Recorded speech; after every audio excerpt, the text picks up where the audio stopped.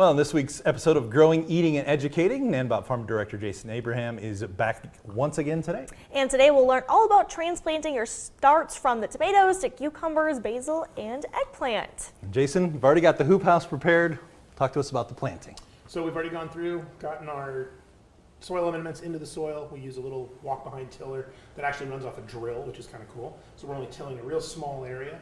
Then what we do is we're going to go ahead and dig a hole twice the size of the plant you're trying to plant.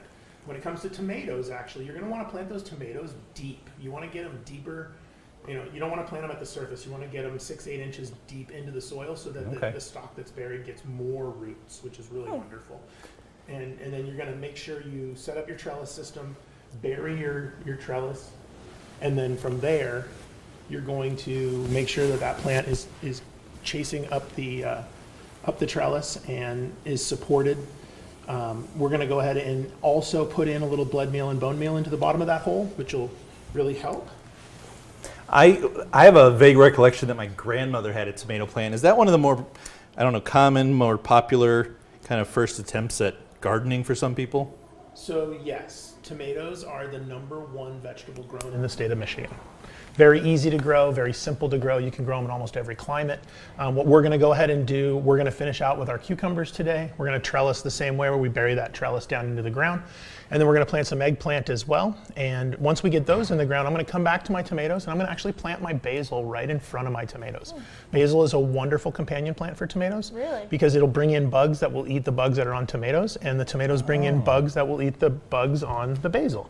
So you're trying to create this little circle of life situation going on where you're helping yourself by planting things the right way so that you can have companion plants there helping each other and not just taking advantage of.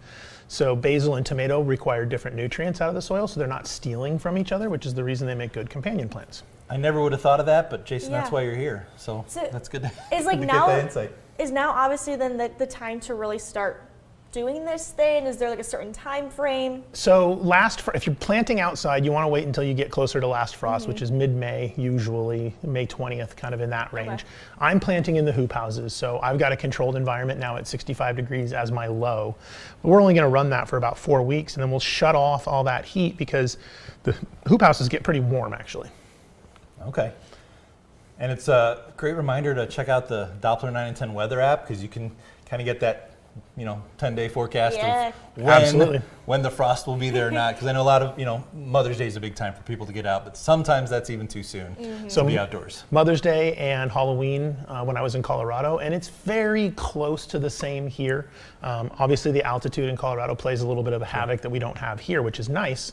However, you really just want to make sure if you're planting outside, you don't beat that frost. If you get out before the frost is over, you might lose your plants. We don't want to do that. No.